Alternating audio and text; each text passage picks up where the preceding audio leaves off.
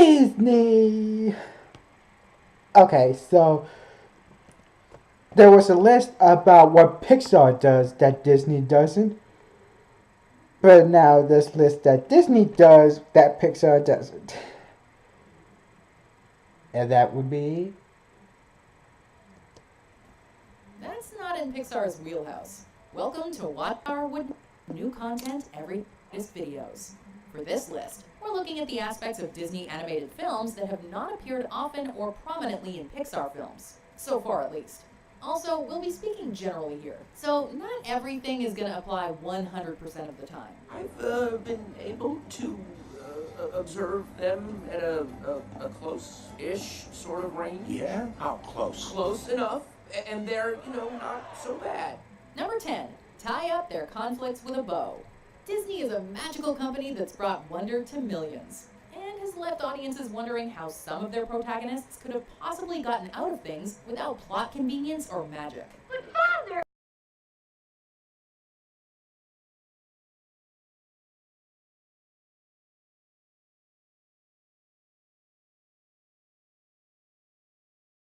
Generally sees its heroes forced to confront their problems head-on, or struggle through them without taking an easy way out. But the only thing predictable about life is its unpredictability. It's this struggle that generates a lot of empathy towards the characters, and makes us feel that much more for them.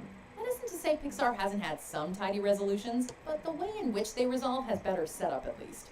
You need me to be happy. But I want my old friends and my hockey team.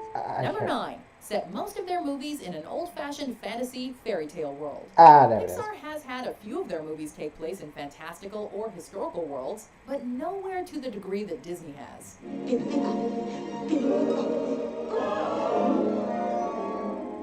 Disney has built its brand on fantasy and magic, as we've said, and that means that most of their animated films and other media are set in older time periods and will include something magical or supernatural.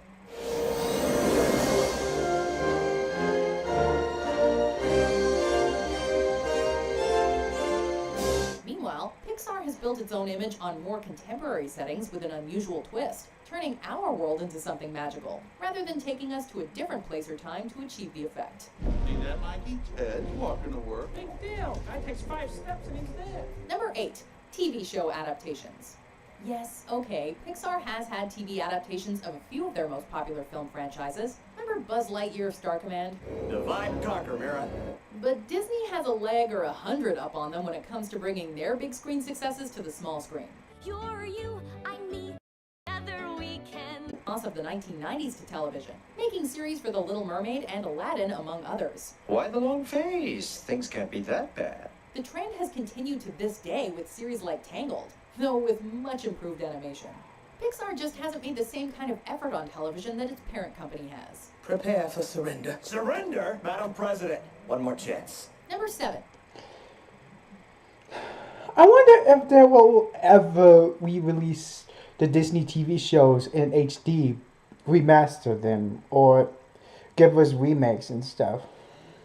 That would be something, wouldn't it? Broadway adaptation. I mean, look at DC. They're basically bringing back the Batman TAS in HD, basically. I may need to check out a few episodes. Broadway adaptations? Disney doesn't only have a reputation for packing movie theaters, but also adapting several of their biggest films into hit Broadway musicals. However, although a Toy Story musical used to be performed on Disney Cruise Line, Pixar has not found Disney's level of success on stage, despite having plenty of films with memorable soundtracks. If I were a rich man with $1 million or $2 million, I'd live in a penthouse in a room with a view. Even with all that great music, none of Pixar's films are musicals, while Disney has musicals galore. Meaning that adapting Pixar's content for stage necessitates writing original songs rather than translating existing ones to a new medium.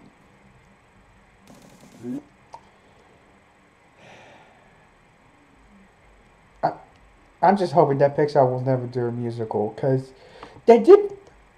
I mean, they do fantastic with Pixar does fantastic work. I mean, Disney does musicals. Pixar, I mean, aside from using songs in the background, they don't do musicals.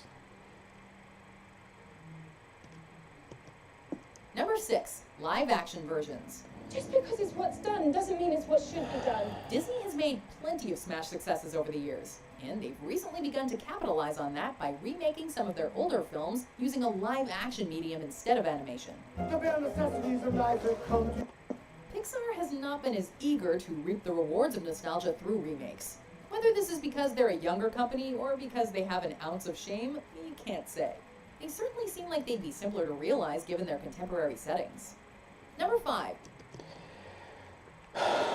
Come on. It's best to not do live action adaptations. I mean, it didn't end well with Beauty and the Beast. And it's just sign live action remakes, they're a sign of laziness. And that they're out of ideas. I mean, if they want to do, I mean, come on. If they want to give us something new or something, and if they want to make money, why not make gigantic crossovers with Disney, Star Wars, and Marvel? I mean, Disney has Marvel and Star Wars. Why don't you take advantage of it? Make a gigantic crossover. Make fun of cliches and stuff. I mean, What Breaks the Internet takes place in the internet, so why not make a Disney Princess spin-off a gigantic crossover with Our Ladies being at the center of it? Back to video sequels. This is more than my thoughts ever thought. Sequel directly to video instead of giving it a theatrical release has proved very profitable for Disney, particularly since many of said successor films are made far more cheaply than their predecessors. Can you quit with the hocus pocus already? While Pixar has several sequels under its belt, almost all of them have been released theatrically. You will be great. I will be great, and you will too. We will both be great. Although we've already seen that home media and television are not really Pixar's forte, they're also not quite as eager to milk their properties for every dime like Disney seems to be. Besides the Cars franchise, maybe. Oh, and in case you missed it, talk of the track tonight is Lightning McQueen finding yet another way to embarrass himself. Number 4, purely evil villains. In most Disney movies, you can tell who the bad guy's gonna be right away, whether it's because they just look or act evil, seemingly for the sake of it. Before the sun sets on her 16th birthday, she shall prick her finger on the spindle of a spinning wheel. While they can be a lot of fun to watch, they're rarely very complex. However, Pixar antagonists are given more depth, both in their characterization and in their motivations. And that sometimes there's no real villains, it's just that the characters are incredibly flawed, don't get along, and they're going through situations that makes them better in the end. I don't think they've changed. We've got to go back. Sir, orders are, do not return to Earth. But life is sustainable now. Even if they're not sympathetic, we get why they do the things they do, because the world isn't divided into good people and bad people. You can't count on anyone, especially your heroes. I was wrong to treat you that way. I'm sorry. See? Now you respect me, because I'm a threat. Speaking of which, number 3, flawless heroes. Just as Disney's villains are vile, their heroes are frequently models of virtue and heroism, with the occasional quirk. I give myself very good advice, but I very seldom follow it. That isn't to say they don't struggle or have the occasional flaw, but they're still largely good people, or animals, or whatever. Pixar protagonists are a bit more flawed in that they're not always motivated by the best intentions, which makes them very relatable. Couldn't handle Buzz cutting in on your playtime, could you, Woody? Didn't want to face the fact that Buzz just might be Andy's new favorite toy. So you got rid of him. They can be selfish, jealous, or afraid, and often they have to overcome those character traits and experiences as much as the antagonist. I'm sorry. Riley needs to be happy. My favorite flawed Pixar character has to be Marlin. Number 2, musical numbers. Sorry. We've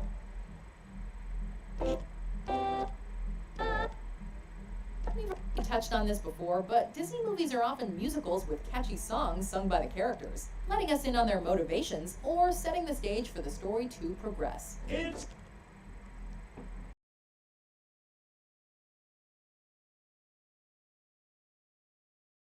Although Pixar has original songs too, they're almost always sung by someone who isn't a character. Yeah. Even if they do help set the tone or inform on who a character is.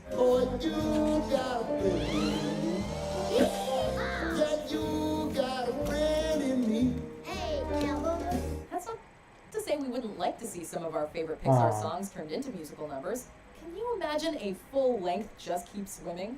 Hey, Mr. Grumpy Gills. When life gets you down, you know what you gotta do? I know what you gotta do. Dory. 1. Traditional animation. Although they've gravitated towards computer animated films in recent years, for most of its history, Disney has been seen as one of the giants of traditional hand-drawn animation. Snow White lies dead in the forest. The huntsman has brought me proof. Conversely, Pixar has been a company devoted entirely to computer animated films and short films from its inception. Hey, Ed. Draw. Oh! Got me again. Ed, you've been working on that draw. Fastest knobs in the West. Though 2D animation has appeared, though very sparingly in Pixar films, their chosen medium has always been three-dimensional, like their characters. Oh, my. On TV! It might be interesting to see their take on traditional animation, but if they never did it, we would not be surprised. You gotta stay with me, boy. You don't know where.